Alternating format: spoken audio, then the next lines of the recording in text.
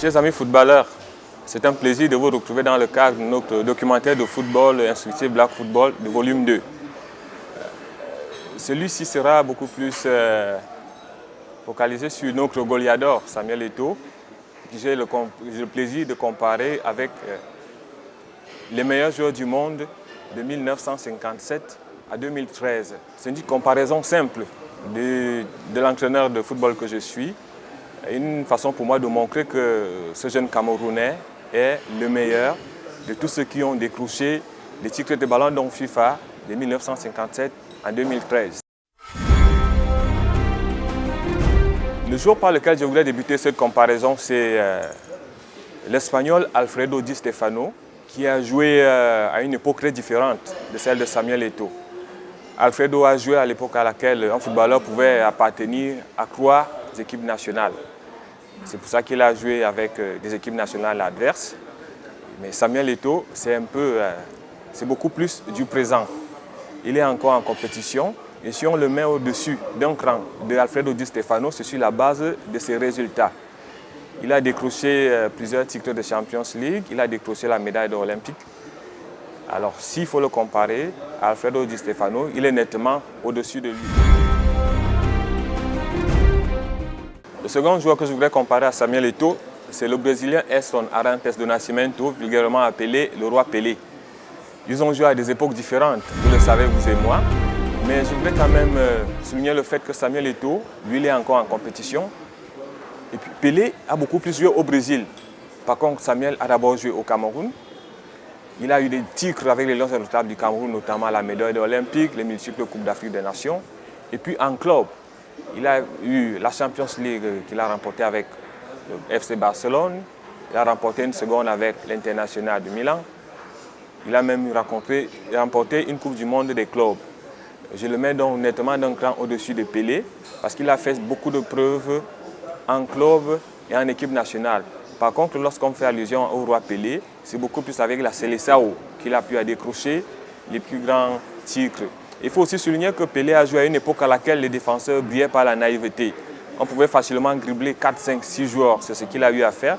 Mais Samuel Eto'o vient jouer à une époque à laquelle les stratégies défensives ont déjà beaucoup évolué. Donc, s'il parvient à décrocher tous les titres qu'il a décrochés là, médaille olympique, plusieurs Coupes d'Afrique, toutes les champions qui traînent avec lui, à mon sens, il est au-dessus du roi Pelé. Le troisième joueur auquel je voudrais faire allusion, c'est Eusébio, le Portugais. C'est vrai qu'il est d'origine angolaise, mais c'est nationalisé portugais. Eusébio a beaucoup plus joué avec le Benfica de Lisbonne. On l'a appelé à son époque la perle noire parce qu'il a été un véritable renard de surface, comme vous le savez. Donc Samuel Eto'o est au-dessus de Eusébio parce que Eusébio, lui, il a beaucoup plus joué dans le Benfica. Par contre, notre Pichichi national a fait les beaux jours du FC Barcelone, de l'International de Milan, Landy Makashkala, et on espère même qu'avec Chelsea, il fera de très bonnes choses également. Donc, Samuel Eto'o, le Camerounais, est au-dessus de Eusébio, la perle noire brésilienne, sur la base de ses résultats. Le quatrième joueur auquel je voulais faire allusion ici, c'est l'Allemand Gerd Müller, véritable renard de surface, mais ils ont joué à des époques très différentes. Gerd Müller a pratiquement joué à une époque à laquelle on jouait encore avec des poteaux carrés. Il n'y avait même pas de réservistes. On débutait le match à 11, on l'achevait avec les mêmes 11. Et puis c'est beaucoup plus en Allemagne que Gerd Müller a évolué. Par contre, Samuel a un peu fait le tour. Il a débuté en Espagne, il a remporté au moins 2 Champions League. Il est allé en Italie, il en a remporté également. Et puis il est même un véritable transformateur parce qu'il est allé en Russie où il a trouvé Landy Makashkala qui était toujours parmi les dernières équipes. Il a transformé en champion véritable et il a même pu qualifier Andy en Coupe d'Afrique, en Coupe d'Europe autant pour moi. C'est pour ça que je mets Samuel Eto'o d'un cran au-dessus de... Le cinquième joueur auquel je voudrais faire allusion, c'est Garrincha, le Brésilien. Garrincha a joué à l'époque de Pelé. C'était un duo formidable, Garrincha et Pelé. Garrincha avait un problème qu'il avait une morphologie bizarre parce que visiblement, il n'avait pas l'air d'un footballeur. Il avait une jambe un peu plus longue que l'autre. Ça veut dire qu'à première vue, on pouvait avoir des doutes que c'est un véritable footballeur, mais il faut que je vous dise bien que si au Brésil, on l'appelait à un moment Alegria do Povo, c'est parce qu'il faisait la joie du peuple. Il était spécialisé dans les petits ponts. Donc, Samuel Eto'o est au-dessus de Garrincha, parce que Garrincha, lui, n'a joué qu'au Brésil, il a fait quelques beaux jeux de la Seleção. Par contre, notre petit national, lui, il a fait le tour au Cameroun, en Afrique, avec le FC Barcelone, avec l'International Milan, avec l'Andy Makashkala. Donc, si Samuel Eto'o est au-dessus du Brésilien Garrincha, c'est sur la base de ses résultats. Il ne s'agit pas du favoritisme. Le sixième joueur auquel je voudrais faire allusion ici, c'est l'Hollandais Johan Cruyff. C'est vrai, ils ont joué à des époques différentes, mais s'il faut comparer les deux, Johan Cruyff, c'est beaucoup plus avec le Barça qu'il a eu des résultats, beaucoup plus avec le Barça. Il n'a pas eu beaucoup de résultats avec l'équipe nationale de la Hollande. Et puis il n'a pas remporté autant de Champions League que Samuel Eto'o. Samuel Eto'o est donc au-dessus de Johan Cruyff sur la base de ses résultats. Le septième joueur auquel je voudrais faire allusion, c'est le Kaiser, c'est l'Allemand qu'on connaît bien, Franz Beckenbauer. Il a fait de très beaux jours de la Mannschaft. En tant que joueur, il a pu remporter au moins une Coupe du Monde. Je voudrais même me souvenir de ce qu'on a eu appelé match du siècle. Comme à cette époque-là, il n'y avait pas de réserviste, Beckenbauer a pu achever toute une rencontre avec un blas un peu comme placré. On ne pouvait pas effectuer de remplacement et lui qui était le pilier s'est retrouvé dans l'obligation de continuer jusqu'à la dernière minute, jusqu'à la fin du match. Donc en tant que joueur, Samuel Eto'o est au-dessus du Kaiser, comme on l'appelle vulgairement. Je voudrais quand même saluer la performance du Kaiser sur le terrain et saluer ce qu'il a pu faire comme entraîneur parce qu'il faut reconnaître qu'avec la Mannschaft, il a pu remporter la Coupe du Monde 90 en Italie. Il a même également fait les beaux Jeux olympiques de Marseille en France.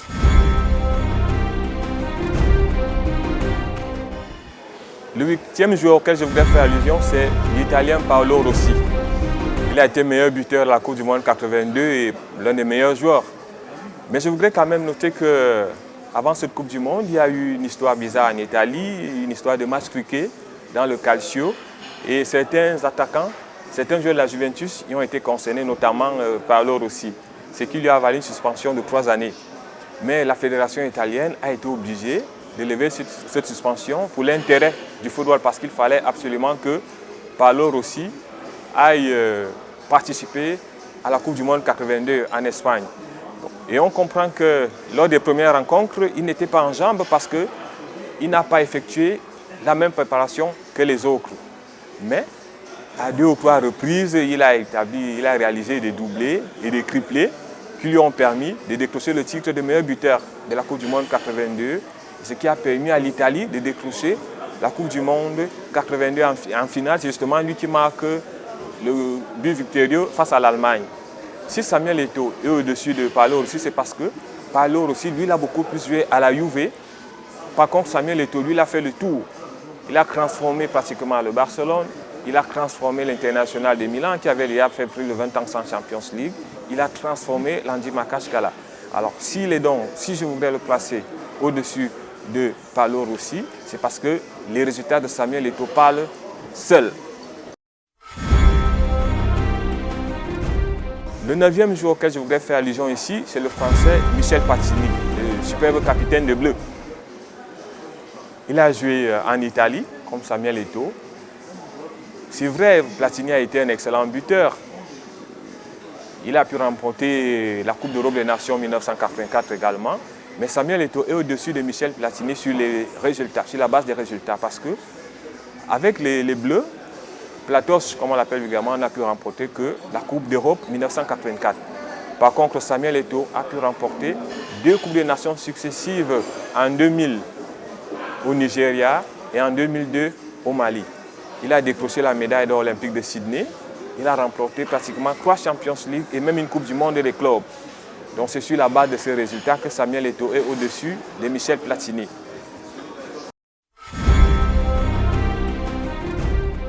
Le 10e joueur auquel je voudrais faire allusion ici, c'est le Camerounais Albert Roger Mila. Samuel Eto'o, ici au Cameroun, est considéré comme son successeur parce que c'est lui qui a hérité du dossard numéro 9. Dans l'équipe nationale, les deux jouent pratiquement le même rôle de pilier, de véritables guides. Mais ils ont joué à des époques différentes. Roger Milla a beaucoup plus évolué en France, Bastia, Saint-Étienne, Montpellier. Avec les Lions Indomptables, il a pu décrocher la Coupe des Nations 84 et 88. Mais Samuel Eto'o, avec la médaille d'or olympique de Sydney, est d'un cran au-dessus de Milla, ainsi que les 3 ballons d'or, les 3 Champions League qu'il a pu décrocher en Europe.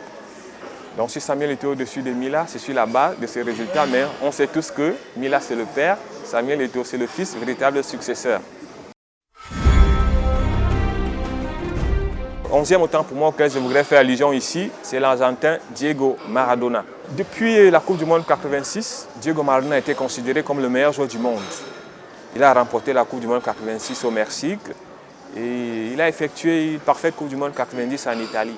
Mais Samuel Eto'o, en club, a joué également en Italie et il a pu remporter la Champions League que Maradona n'a pas pu donner à Naples. Maradona a également joué dans le Barça comme Samuel Eto'o, mais il n'a pas pu décrocher la Champions League. Par contre, Samuel Eto'o en a décroché 2. Donc si je mets Samuel Eto'o au-dessus de Maradona, c'est sur la base des résultats. Il ne s'agit pas du favoritisme, il s'agit d'une analyse concrète du technicien que je suis. Il a 3 Champions League, Maradona n'en a même pas une seule. Il est encore en compétition. Il a pratiquement transformé les clubs. Il a donné la Champions League à l'Inter de Milan qui avait déjà plus de 20 ans sans la remporter.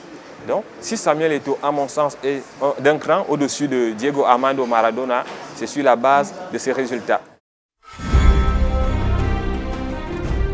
Le deuxième joueur auquel je voudrais faire allusion ici, c'est l'Algérien Lakhdar Belhoumi. Il a été un formidable milieu offensif à la Coupe du Monde de 82 en Espagne. Avec Rabat Madjer, ils ont même pu battre l'Allemagne. La terrible équipe de la Mannschaft qui a fait des misères un peu partout en Europe.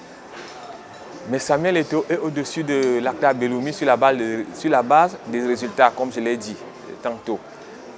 Lakhdar Belhoumi n'a pas remporté beaucoup de titres avec les Fennecs d'Algérie. Par contre, Samuel Eto'o a un grand résultat qui parle seul. C'est pour ça que Samuel Eto'o est au-dessus de l'Algérien Lakhdar Belhoumi, mais je note que tous les deux font la fierté du football africain. Le 13e joueur auquel je voudrais faire allusion ici, c'est l'Hollandais Ruud Gullit. Ruud Gullit a débuté sa carrière dans le PSV Eindhoven, mais on l'a beaucoup plus connu dans le Milan AC, lorsqu'il a sorti le trio gagnant avec en défense Frank Rijkaard, au milieu de terrain, lui-même pratiquement, et en attaque Marco van Basten. C'est à la Coupe du Monde 88 qu'il a fait la fierté du football hollandais véritablement en faisant remporter la finale face à l'ancienne URSS. Mais si Samuel Eto'o est au-dessus de Ruud Gullit, c'est sur la base de ses résultats, comme je le disais tantôt.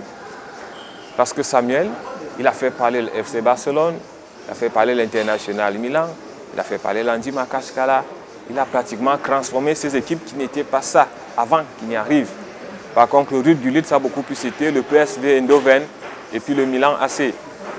Samuel Eto'o a une médaille d'or olympique que Ruud Gullit n'a pas pu remporter. Samuel Eto'o a une Coupe du Monde des clubs que Ruud Gullit n'a pas pu remporter. Donc, si Samuel Eto'o, autant pour moi, est au-dessus de Ruud Gullit, c'est sur la base de ses résultats. Et il est encore en action. Il y a même beaucoup de chances qu'avec son nouveau club, le Chelsea ou les Blues, comme on l'appelle en Angleterre, qu'il puisse encore décrocher un titre.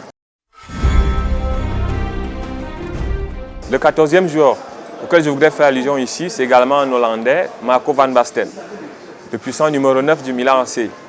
Il a débuté sa carrière dans l'Ajax d'Amsterdam. C'est donc lui qui était le pilier du grand Milan AC lorsqu'on parlait du trio gagnant. Il a été également formidable, on se souvient de son but victorieux à la finale de la Coupe d'Europe 88 face à l'ancienne URSS. Il a pratiquement mis le ballon au deuxième poteau et le gardien de but d'Assaev n'a pas pu sauver cette frappe enveloppée de Marco van Basten. Il a même remporté 3 titres de ballon d'or FIFA, mais si Samuel Eto'o au-dessus de lui, c'est sur la base des résultats parce qu'en dehors du Milan AC, Marco van Basten n'a pas fait des beaux jours dans notre club. Par contre, Samuel Eto'o il a fait les beaux jours des clubs que j'ai cités un peu plus tôt, notamment le FC Barcelone, l'International Milan et l'Andy Makashkala. Donc, si Samuel Eto'o est au-dessus de Marco Van Basten, c'est sur la base de ses résultats. Ils ne sont pas partis sur les mêmes bases. Samuel Eto'o est parti des terrains marécageux du Cameroun, par contre Van Basten est parti des terrains perfectionnés d'Allemagne. Donc, si Samuel Eto'o parvient à réaliser cette performance, il mérite, à mon sens, un coup de chapeau. Le 15e jour auquel je voudrais faire allusion ici, c'est l'Italien Roberto Baggio. À la Coupe du Monde 90, il a été vraiment formidable. C'est vrai que la Coupe du Monde se déroulait dans son pays. Il jouait donc devant les siens. Donc, il était très motivé par le soutien de tout le peuple italien. Mais Samuel Eto'o a pu faire parler de lui un peu partout, en Espagne, en Italie, en Russie. Et puis c'est sur la base de ces résultats qu'il est au-dessus de Roberto Baggio, notamment les 2 titres de Coupe d'Afrique des Nations qu'il a pu remporter, la médaille d'or olympique, les 3 titres de Champions League, la Coupe du Monde des clubs. Samuel Eto'o, à mon sens, est au-dessus de Roberto Baggio, pas par favoritisme, mais sur la base de ces résultats que nous connaissons tous. Le 16e jour auquel je voudrais faire allusion, c'est un Africain, c'est le Libérien George Oppong-Weah. On l'a connu au Cameroun parce qu'il a joué dans notre TKC, le Tonnerre Kalala Club de Yaoundé. Bien après, il a fait les beaux jours de l'AS Monaco, du PSG et même du Milan AC. Mais si Samuel Eto'o est au-dessus de George Weah, c'est sur la base de ses résultats. Je ne voudrais pas effectuer une comparaison sur la base d'un favoritisme que ce soit. En tant que technicien, en tant qu'entraîneur de football, je voudrais effectuer une comparaison sur la base des résultats des uns et des autres. Donc, Samuel Eto'o a pu remporter des titres avec les Lions Indomptables du Cameroun. Par contre, George Oppong-Weah, avec le Libéria, n'a pratiquement remporté aucun titre. Samuel Eto'o a remporté plusieurs titres de Champions League, ce que George Oppong-Weah n'a pas pu réaliser. Alors, si Samuel Eto'o est au-dessus de George Weah, c'est sur la base de ses résultats. Le 17e jour auquel je voudrais faire allusion, c'est le Nigérian Rashidi Yekini, que nous avons tous connu, qui a fait les beaux jours de Green Eagles à la Coupe du Monde de 1994 aux États-Unis. Mais paix à son âme, parce qu'il n'existe plus, il nous a quittés.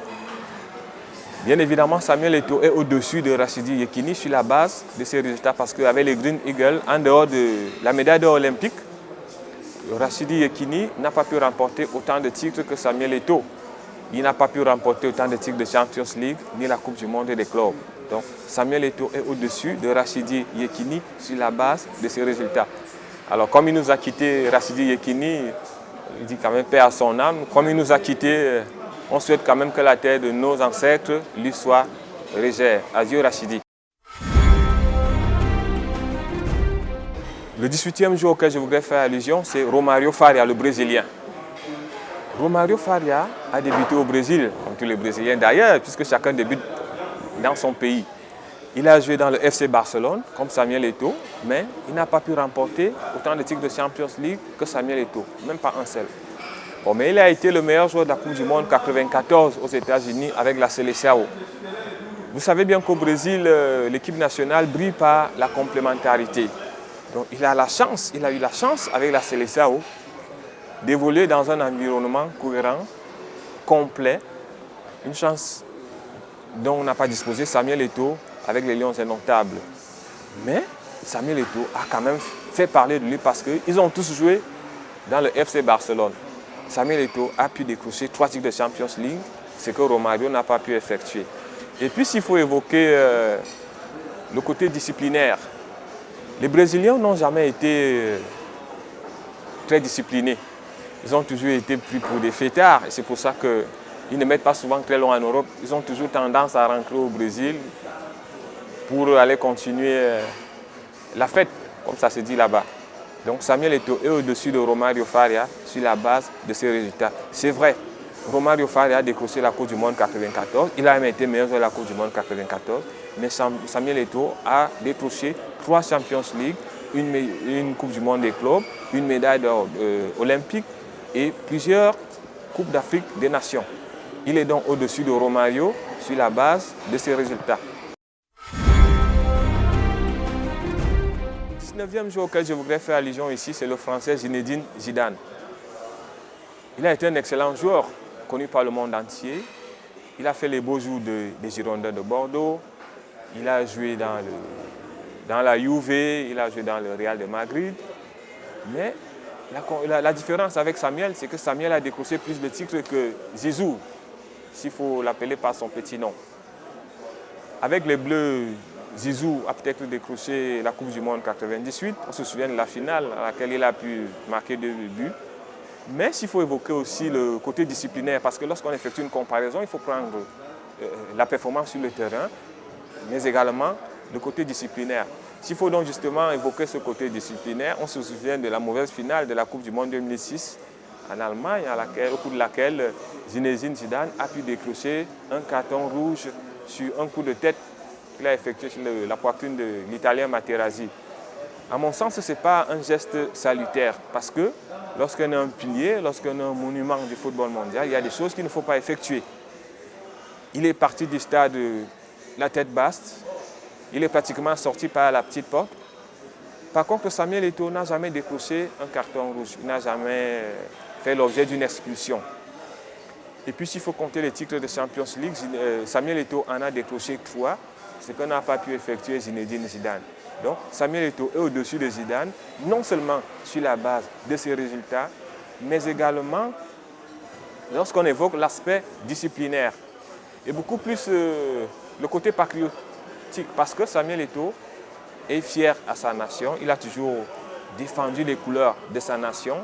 Bon, quand il faut penser à Zizou, on sait bien qu'il est d'origine algérienne, donc c'est vrai, il est français aujourd'hui, mais il faut noter qu'il est d'origine algérienne.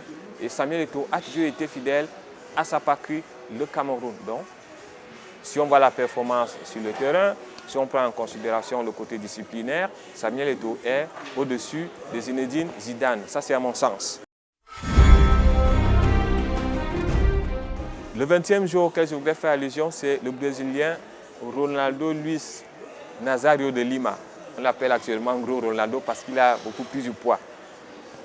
En le comparant à Samuel Eto'o, on essaie de voir qu'ils ont tous joué dans les mêmes clubs. En fait, ils ont évolué dans certains clubs ensemble, notamment le FC Barcelone, parce que Romario, après le PSV Eindhoven, est venu au FC Barcelone, mais il n'a pas pu décrocher autant de titres que Samuel Eto'o.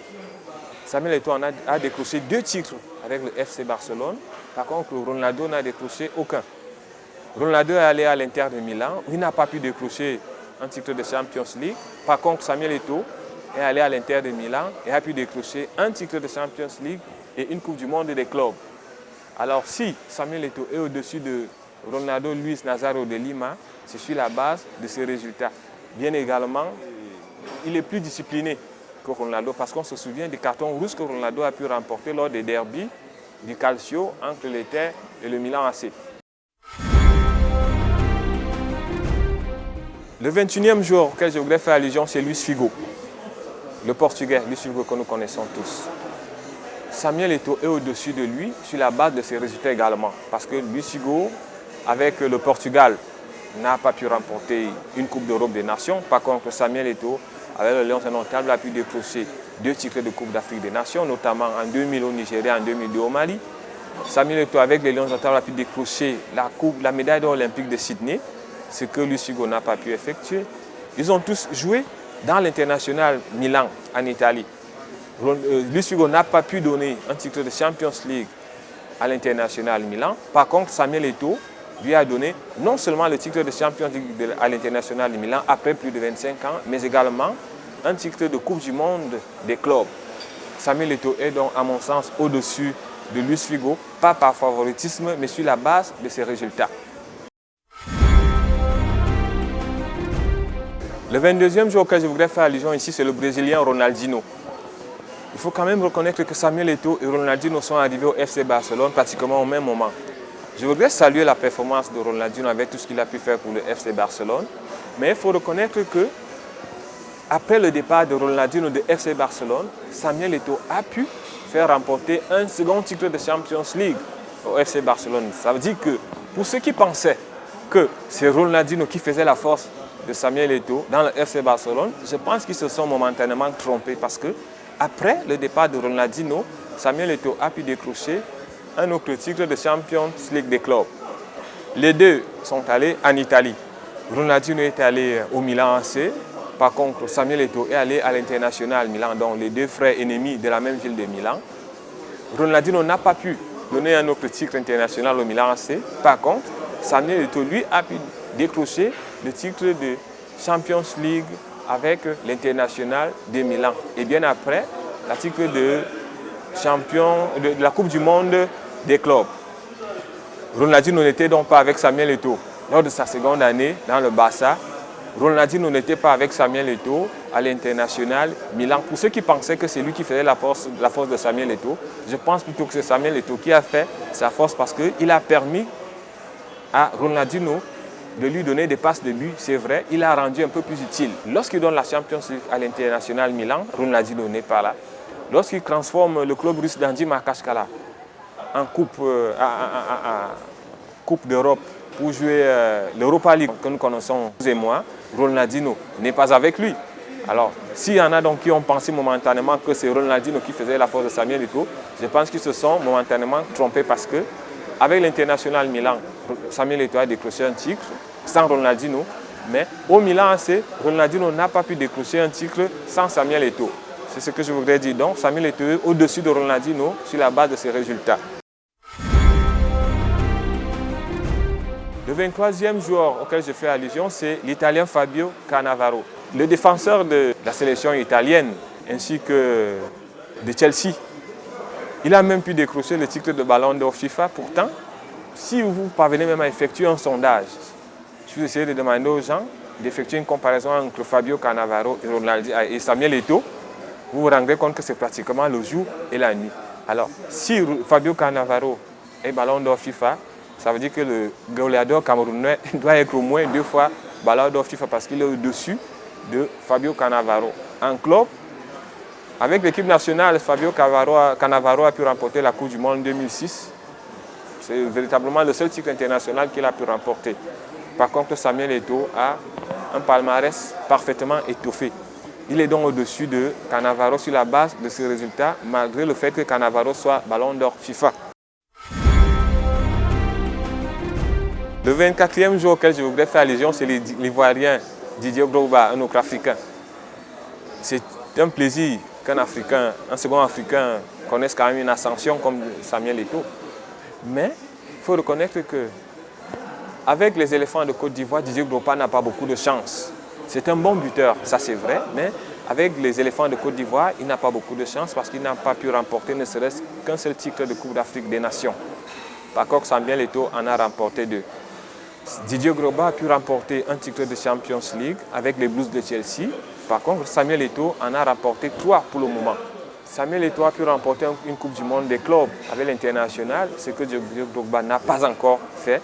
Samuel Eto'o a pu remporter une médaille d'or olympique à Sydney, ce que Didier Drogba n'a pas encore effectué. Alors, si Samuel Eto'o est au-dessus de Didier Drogba, c'est sur la base du résultat, il ne s'agit pas de favoritisme. Le 25e joueur auquel je voudrais faire allusion, c'est Lionel Messi. Je suis quand même légèrement surpris sur tout ce qu'on dit concernant Lionel Messi, tous les titres de Ballon d'Or FIFA et tout, mais véritablement, moi je trouve Samuel Eto'o au-dessus de Lionel Messi parce qu'avec les Lions notables du Cameroun, il a pu décrocher plusieurs titres de Coupe d'Afrique des Nations. Par contre, Lionel Messi, avec l'équipe d'Argentine, n'a pas pu remporter autant de titres de Coupe des Nations d'Amérique latine. Samuel Eto'o a une médaille d'or olympique. Il faut reconnaître aussi que Samuel Eto'o est arrivé au Barcelone et a transformé pratiquement le Barcelone. Par contre, Lionel Messi est arrivé un peu tout jeune, il a trouvé un groupe qui était déjà en place. Samuel Eto'o a pu décrocher 2 titres de Champions League avec le FC Barcelone. Il est parti tout seul du FC Barcelone pour l'International Milan où il a pu faire décrocher un titre de Champions League européenne ainsi que la Coupe du Monde des clubs. Alors, pour voir véritablement la performance de Lionel Messi, il faudra qu'il parte du FC Barcelone pour qu'on voie véritablement ce qu'il vaut. Parce que j'ai l'impression que la performance de Lionel Messi a à la base le football espagnol. C'est pratiquement le football espagnol qui fait la force de Lionel Messi parce qu'avec l'équipe d'Argentine, il est pratiquement invisible, pratiquement transparent. À la Coupe du Monde 2010 en Afrique du Sud, il n'a pas pu marquer un seul but. Il est sorti par la petite porte, ce qui n'est pas normal pour celui à qui on dédie tous les titres de ballon d'or FIFA européen. Avec l'équipe d'Argentine, il est pratiquement transparent. Par contre, Samuel Eto'o se balade pratiquement avec des trophées de Coupe d'Afrique des Nations, de Champions League européenne, ainsi que de Coupe du Monde des clubs. Et puis si on évoque aussi l'aspect physique, Lionel Messi actuellement fait l'objet de beaucoup de petits bobos. On ne sait, je n'ai pas la conviction qu'il jouera aussi longtemps que Samuel Eto'o. Par contre, Samuel Eto'o est toujours en jambes.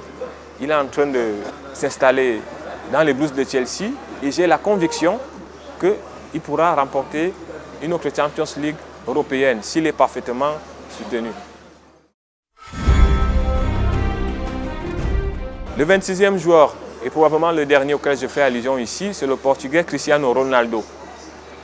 Cristiano, c'est un excellent joueur, nous le savons, vous et moi. Depuis Manchester United, il a été un excellent footballeur, Cristiano Ronaldo. Mais si Samuel Eto'o est au-dessus de Cristiano Ronaldo, c'est sur la base de ses résultats. Samuel Eto'o a remporté plusieurs titres avec Lyon Notal. Par contre, avec le Portugal, Cristiano Ronaldo ne dispose vraiment pas de chance. Ce n'est qu'avec les clubs qu'il a pu remporter le titre de Champions League. Samuel Eto'o en a 3, Cristiano Ronaldo n'a qu'un seul pour le moment. Samuel Eto'o a une médaille d'or olympique que Cristiano n'a pas encore. Samuel Eto'o a 2 titres de Coupe d'Afrique des Nations. Cristiano Ronaldo n'a pas encore un titre de Coupe d'Europe des Nations. Alors il faut quand même, sur la base des résultats, s'il faut effectuer une comparaison honnête, reconnaître que Samuel Eto'o est au-dessus de Cristiano Ronaldo. Alors c'est le 26e joueur et le dernier des joueurs auxquels j'ai voulu faire allusion ici, pour démontrer quand même que ce jeune Camerounais, malgré le fait qu'il soit parti des terrains modestes du Cameroun, est au-dessus de tous ceux qui ont été meilleurs de 1957 en 2013. Il est mieux que ceux qui ont rapporté les ballons FIFA de 1957 en 2013. Alors, à mon sens, si on est mieux que tous ceux qui ont rapporté les ballons d'or FIFA, ne mérite-t-on pas, ne serait-ce qu'un seul ballon d'or FIFA, si cette distinction est honnête? Alors, comme en tant qu'entraîneur de football, je pense qu'il n'est pas normal de parler de footballeur sans parler d'entraîneur. J'ai également voulu faire allusion aux 4 entraîneurs avec lesquels Samuel Eto'o a remporté certains titres. J'ai donc voulu débuter par le Camerounais Jean-Paul Akono. Patriotisme oblige. Il faut quand même reconnaître que Jean-Paul Akono, le Camerounais, a permis à notre cher et beau pays, le Cameroun, avec ce Samuel Eto'o, de décrocher la médaille d'or olympique. C'est le premier et l'unique titre mondial que nous disposons ici au Cameroun. C'était une fierté, c'est même salutaire de savoir que c'est avec un entraîneur camerounais que le Cameroun a pu remporter la médaille d'or olympique. Donc je le mets au premier rang, s'il faut classer les 4 premiers entraîneurs avec lesquels Samuel Eto'o a décroché les trophées. En seconde position, je voudrais faire allusion à l'Hollandais Frank Rijkaard. Il faut reconnaître quand même que c'est lui qui a constitué le bloc du FC Barça. Il a pris Ronaldinho dans le PSG, il a pris Samuel Eto'o dans Mallorca, il a pris Deco, il a amené Van Bommel. Il a constitué un groupe qui a pu décrocher la Champions League européenne, la première avec le FC Barça. Donc, je fais un coup de chapeau à l'Hollandais Frank Rijkaard qui a été un très bon joueur et puis un très bon entraîneur. Je le mets dans la deuxième position parce que c'est lui qui a quand même constitué le groupe du FC Barcelone. En troisième position, je fais allusion au Portugais José Mourinho, avec lequel Samuel Eto'o a remporté la Champions League avec l'International Milan non seulement, mais également la Coupe du Monde des clubs. Samuel Eto'o est parti tout seul de Barça pour l'International Milan. Il a pu s'imposer, il a éliminé tour à tour Chelsea, FC Barça. Il a pu décrocher la Champions League, donc je mets José Mourinho troisième après Jean-Paul Akono et Frank Rijkaard. En quatrième position, je pense quand même à Pep Guardiola, avec lequel Samuel Eto'o a pu remporter le deuxième titre de Champions League avec le FC Barça. Parce que même si il a quelquefois fait sortir Samuel Eto'o de façon incompréhensible, il a finalement compris que Samuel Eto'o était un attaquant utile et formidable. C'est pour ça que Samuel Eto'o a pu, avec lui, remporter la Champions League européenne avec le FC Barça.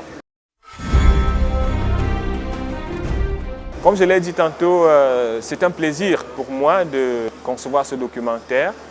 L'objectif, c'est de démontrer que ce jeune goleador camerounais est le meilleur de tous ceux qui ont pu décrocher les titres de Ballon d'Or FIFA de 1957 en 2013. Et moi, je pense sincèrement, si le Ballon d'Or FIFA est une distinction honnête, celui qui est meilleur de tous ceux qui ont pu remporter ce titre de 1957 à 2013 mérite au moins un Ballon d'Or FIFA. Je voudrais donc dire sincèrement merci à la parfaite équipe de production qui a pris la peine de m'accompagner pour la réalisation de ce documentaire. Comme vous le savez, c'est le volume 2 de notre collection Black Football, qui est la conception footballistique du noir que je suis. C'est un plaisir que le goleador camerounais soit au-dessus de tous ceux qui ont été meilleurs dans le monde entier, au Brésil, en Europe, en Afrique, de tous ceux qui ont pu décrocher les ballons d'or FIFA, de tous ceux qui ont pu décrocher les titres de Pichichi, de tous ceux qui ont pu décrocher les titres de meilleur buteur, de renard de surface. Et puis, j'ai failli oublier un truc parce que Samuel Eto'o a réalisé le hat-trick le plus rapide de l'histoire du FC Barcelone. En Espagne, on parle du hat-trick lorsque un attaquant marque 3 buts au cours d'une rencontre. Il a donc réalisé le hat-trick le plus rapide de l'histoire du FC Barcelone. C'était contre Almeria, où en moins d'une vingtaine de minutes, il a pu marquer 3 buts. Une fois de plus, merci, 10 000 fois merci à l'excellente équipe de production qui est en train d'élaborer un travail formidable. Merci au Cameroun d'avoir mis à la disposition du monde entier le meilleur attaquant de la planète. J'ai la conviction qu'avec les Blues de Chelsea, il décrochera au moins un titre. Je vous remercie.